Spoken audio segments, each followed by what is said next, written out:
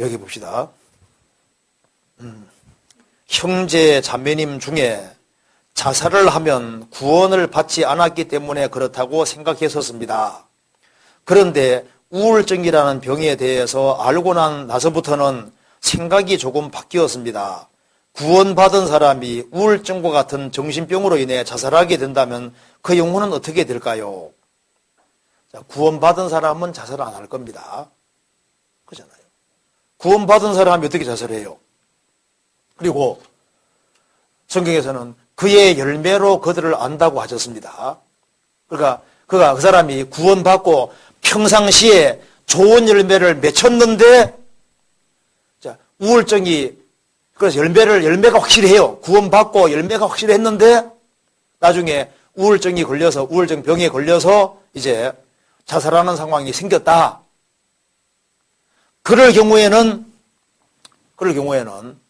암이라는 병이 사람을 죽이는 것처럼 우울증이라는 병이 이제 심해서 그 사람을 죽게 했을 경우에 정말 아무리 봐도 구원을 받은 게 확실한데, 열매도 아주 확실한데, 이제 예외적으로 그런 경우가 생겼을 때 구원을 받았을지도 모른다고 생각할 수 있잖아요. 그런데 확실한 열매도 없는데, 열매 같은 것도 없는데,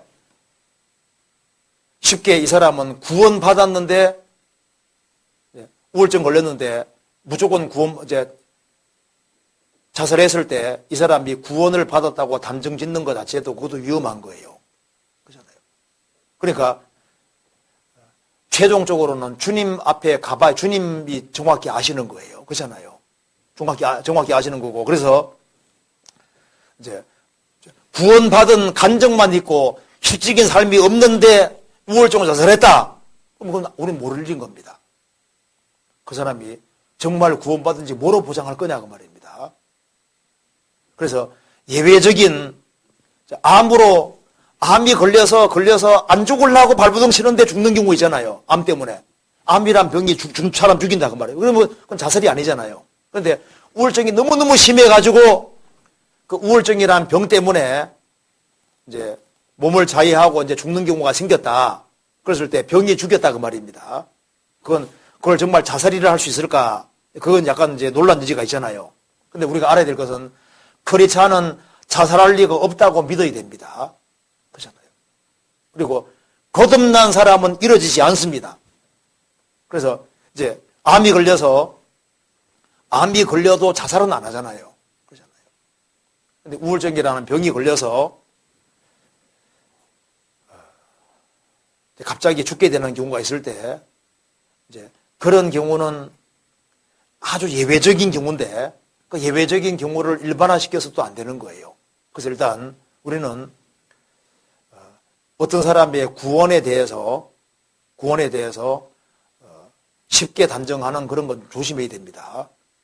그런데 이제 이 사람이 구원도 받았고 열매도 확실한데, 그런데 우울증이 아주 심해서 이제 갑자기 이제 죽는 일이 생겼을 때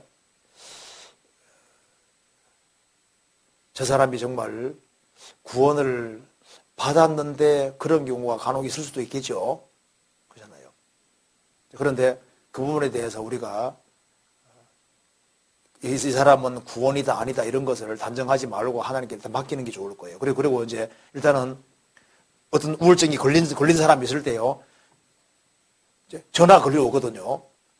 내가 우울증이 심한데요, 거리 소일인데요, 자살하면 어디 가요? 묻는 사람이 있거든요. 그럼 뭐라 답해줘야 됩니까? 아, 자살해도 구원받은 사람 천국 갑니다 이렇게 말해줘야 됩니까? 아니에요. 저에게도 그런 사람 전화 걸려온 경우가 있거든요. 제가 뭐라 대답하겠습니까? 구원받은 사람은 자살할 리가 없습니다. 이렇게 말해줘야 되는 거예요. 그렇죠? 정말요. 정말이고 말고 구원받은 사람이 어떻게 자살해? 이렇게 얘기해줘야만 살라고 발버둥 치고 살라고 하는 거예요. 그런데 구원받아도 자살하면 천당 갑니다. 이렇게 말해주면요. 그래가지고 이제 아이고 살기 싫은데 그냥 목숨 이렇게 부추기면 안 되잖아요. 그렇죠? 무슨 이해되시죠? 그 정말 답해줄 때 조심해야 되는 겁니다.